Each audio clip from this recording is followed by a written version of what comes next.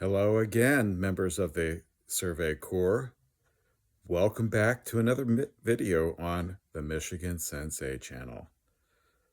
Today, again, we are going to talk about how to get involved with Japanese culture and the language in Michigan. So first off, if you are already in college in Michigan, you already are at a great advantage because you can head yourself on over to the Japan Center for Michigan Universities, or commonly called JCMU. That's a group of universities focused on, I think it's primarily Shiga Prefecture. Not really quite sure of all the details since I've never used it myself because I was well beyond undergrad at that time. But I know of friends who have gone through JCMU, and I think, yeah, mostly they go to Shiga Prefecture, which is still a great entryway into Japan. It's a rural prefecture. Uh, I asked somebody from Shiga Prefecture one time, well, why is there a connection between Japan, between Shiga and Michigan? And they said, in the katakana version of Michigan, Shiga is in there. And then I had to go, oh, of course, that alliteration. So you can already head yourself over to the Japan Center for Michigan Universities, JCMU. Also, if you're at university, if you already haven't, then you could enter into Japanese courses and take those and get a feel for the language so that when you do eventually head on over to Japan or decide to strike up a conversation with somebody in a club at university or in a meetup, that you can do so, that you can practice then and have something to offer them besides just the simple everyday niceties. So, which leads me into my next one. Well, what if you've already left university? What if you've already graduated from university and now you find yourself in the workforce? Okay, well, now you have another thing you can do. You can head yourself on over to a meetup. So if you're in the Detroit area, I believe as of right now, there are only two of them, the Metro Detroit Japanese Meetup, which mostly meets in Sterling Heights, and I believe on Thursdays. I haven't been there in a while, so I'm really not in the loop anymore. Then the next one is the Ann Arbor Japanese Meetup. Now, if you're in other parts of Michigan, then you can do a search or TikTok or YouTube and find out what those groups are and what they do. So there may be smaller groups in your area if you're, say, in Lansing or in Grand Rapids or Kalamazoo, so that you can get some feel for the Japanese language, the culture, and in a more relaxed environment. I know definitely at the Metro Detroit Japanese Meetup, they play a lot of games focused on the Japanese language, so it's pretty low stakes. Um, while you don't need to know a lot of Japanese, you should at least study the Romaji, because then if you know Romaji, they can work with the katakana and the hiragana if you don't know kanji. So that's fine. But I usually try not to counsel people, oh, you can go there not knowing anything. Well, you don't have to be fluent or even anywhere near N5, which is the lowest level on the JLPT, the Japanese language proficiency test. But you do need to at least have some familiarity with the material, so that when you go in, that you're not feeling lost and thinking, "Oh, this sucks. This is a total waste of time." Okay, well, so let's say you've gotten your university fill, you've gotten your meetup fill, but you're still feeling that itch. You're still feeling that hankering. You still want to get that hunger satisfied. Okay, are you a fan of anime? Or even gaming? Or both? Well, I think you know where this is going to lead next. Go to an anime convention. Uh, there are quite a few in the Detroit area, such as Ishokan, which is in its second full year and has been a ringing success. And then Youmacon, which has kind of slipped a bit, but I think under new leadership, they're going to be on the right track. And so I think both of those will be very good for people in southeastern Michigan over the long haul. Uh, Ann Arbor next week will have Conjanai. I'm still not sure if I'm going to go myself because of the weather possibly next Saturday, and I don't like to drive in a lot of snow. That is the one thing that scares me, driving in the snow and ice, and especially lots of snow and ice.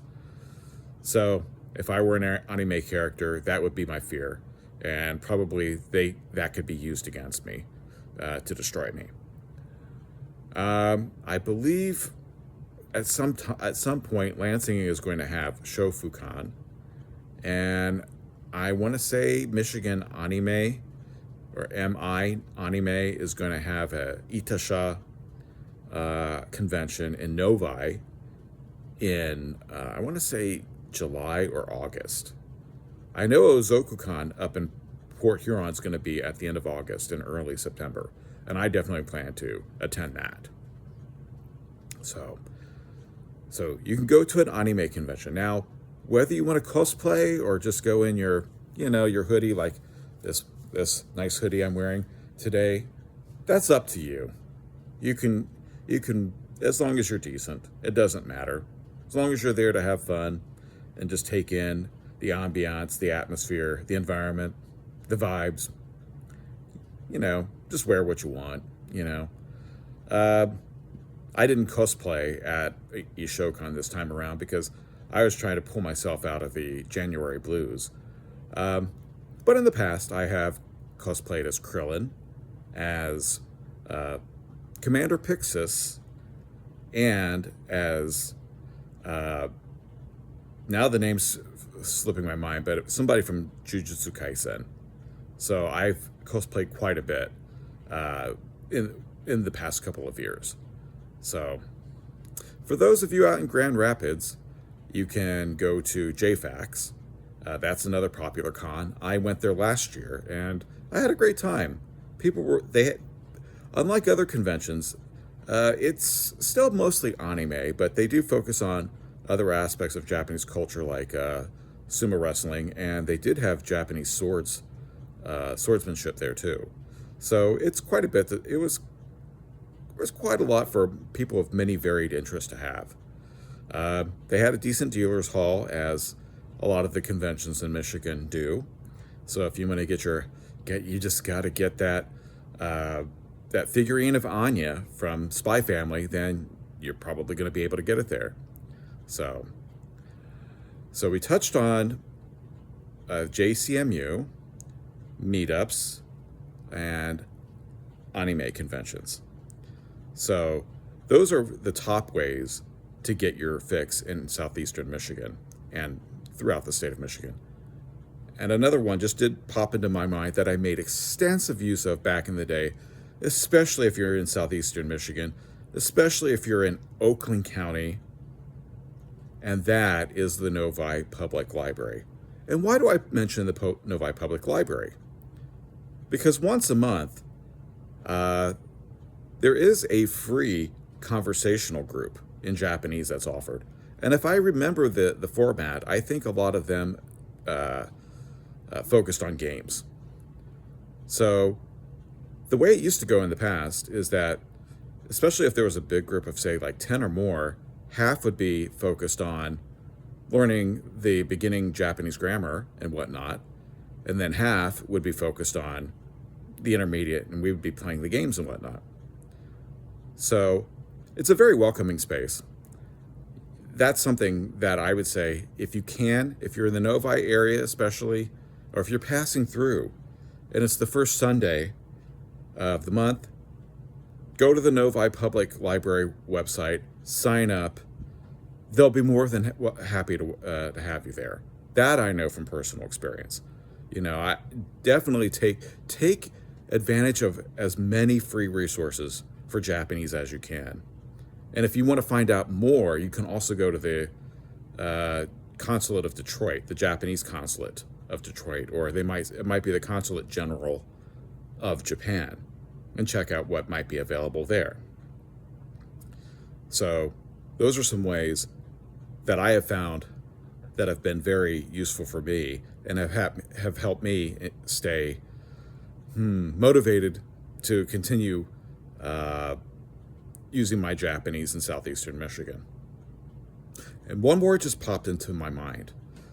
You might also want to check out the Detroit Institute of Arts, or DIA, because I'm possibly the first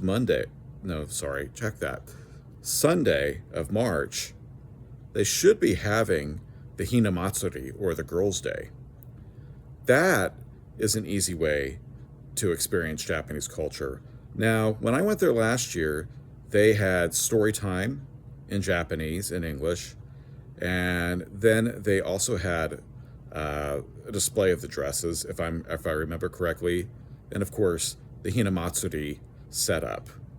So that's definitely a direct,